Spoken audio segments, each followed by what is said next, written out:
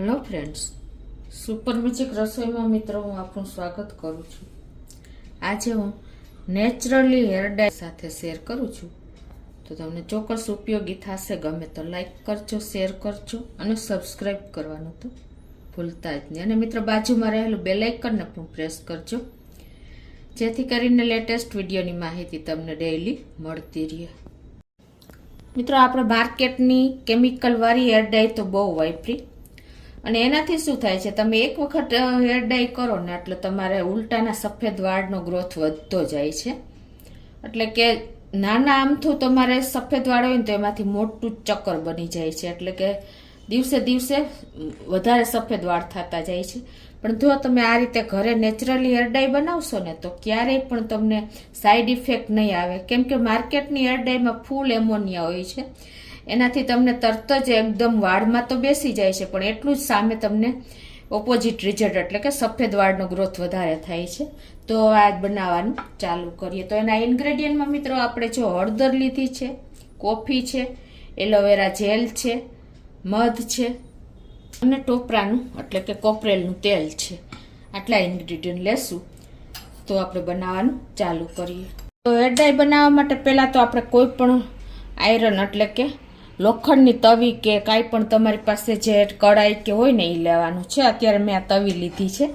તો ગેસની ફ્લેમ ચાલુ કરી અને આ બધું પ્રોસિજર આપણે સ્લો ફ્લેમ ઉપર જ કરવાની છે, તો જ એકદમ સરસ તમારી ડાય બનશે.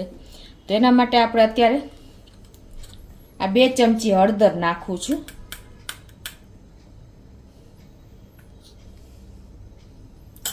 અને એને આપણે સ્લો ફ્લેમ ઉપર જ આ રીતે કન્ટિન્યુ ચલાવતા શેકી લેશું, જ્યાં સુધી આપણે એનો કલર બ્લેક ન થાય ત્યાં સુધી શેકવાની છે. તમને આગળ પ્રોસેસ બતાવું પણ. તો મિત્રો જો આપણે હળદરનો કલર પણ બ્લેક ઉપર આવી ગયો છે, એટલે કન્ટિન્યુ આપણે સ્લો ફ્લેમ ઉપર જ આ હલાવી છે. અને હળદર છે ને એન્ટીસેપ્ટિક છે, એટલે આપણા હેરમાં ક્યારે એટલે કે વાળમાં ખોડો એટલે કે ડેન્ડ્રફ થવા દેતી નથી. અને એન્ટી ઓક્સિડન્ટ અને એન્ટી ઇન્ફ્લેમેટરી જેવા એનામાં પ્રોપર્ટી રહેલી છે, એટલે આપણે ક્યારે હેરમાં પ્રોબ્લેમ પણ નથી આવતો, ખરવા પણ નથી દેતી. તો આ રીતે આપણે નેચરલી હળદરનો જ ઉપયોગ કર્યો છે. હવે એમાં આપણે 2 ચમચી હળદર સામે 2 ચમચી કોફી પાવડર નાખી દેશું. આ જે એક પેકેટ આવે છે ને એ આખું આપણે એમાં નાખી દેશું. અને આને આપણે કન્ટિન્યુ જો આ રીતે ચલાવતા જ રહેશું.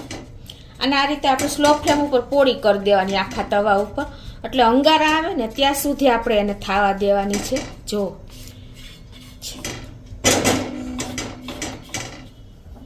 તો જો મિત્રો આપણે આ લોઢીમાં લાલ અંગારા આવી ગયા છે તવીમાં, ત્યાં સુધી આપણે એને શેકવાની છે. તમને ખ્યાલ આવે છે? જો આટલી એકદમ કોલસા જેવી થઈ જાય ને ત્યાં સુધી આપણે એને શેકી લેવાની છે. તો અત્યારે આપણે એકદમ સરસ શેકાઈ ગયું છે હળદર અને કોફી. હવે આ જ રીતે આપણે એને આમાં જ ઠંડી થવા દેશું. તો હવે એને આપણે એક પ્લેટમાં કાઢીને અને ઠંડી થવા દેશું, કેમ કે લોઢી તો આપણી ઓલરેડી ગરમ જ હોય છે. હવે જો આપણી ઠંડી થઈ ગઈ છે તો એને આપણે એકદમ સરસ એક રસ કરવા આ રીતે દસ્તેથી જરા પાવડર કરી લેશું. તો જો એકદમ બારીક પાવડર થઈ ગયો છે. અને તમારે આને ગાળવી હોય તો ગળણીએથી ચાળી પણ શકો છો, પણ અત્યારે કાંઈ જરૂર નથી લાગતી મને, એટલે હું ડાયરેક્ટ આ રીતે કાચના એક વાટકીમાં લઈ લઉં છું. હવે છે ને આમાં તમારે ઓછા સફેદ વાળ હોય ને તો તમારે એક ટીસ્પૂનથી ઓછું એટલું આપણે મધ નાખી દેશું. અને 2 થી 4 ડ્રોપ્સ આપણે આ એલોવેરા જેલ આવે છે ને એ નાખી દેશું. હવે આ 2 વસ્તુને આપણે મિક્સ કરી લેશું. હવે મિક્સ કર્યા પછી આપણે લિક્વિડ જેવું થાય ને એટલું આપણે કોપરેલનું તેલ નાખી દેશું. 1 ચમચી કે 2 ચમચી જેટલું તમારે જરૂર હોય એ પ્રમાણે. કોપરેલનું તેલ પણ આપણા હેર માટે બહુ સારું છે. મધ પણ આપણે સાઇન આપે છે. એલોવેરા પણ આપણા હેર માટે બેસ્ટ છે. તો તમે ઇઝીલી જો આવી રીતે નેચરલી હેર ડાય ઘરે તૈયાર કરી શકો છો. તો આ રીતે જો આપણે નાળિયેરનું તેલ મિક્સ કરી દીધું છે. અને જો આપણી હેર ડાય કેવી બની છે જો છે ને મિત્રો, એકદમ બ્લેક કલર થઈ ગઈ છે.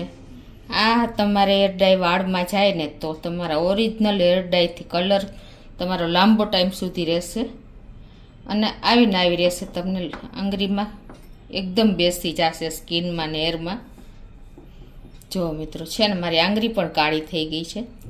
તો તમને ચોક્કસ મિત્રો આ નેચરલી હેર ડાયનો વિડીયો ઉપયોગી થશે. ગમે તો લાઈક કરજો, શેર કરજો અને સબસ્ક્રાઈબ કરવાનું તો ભૂલતા જ નહીં.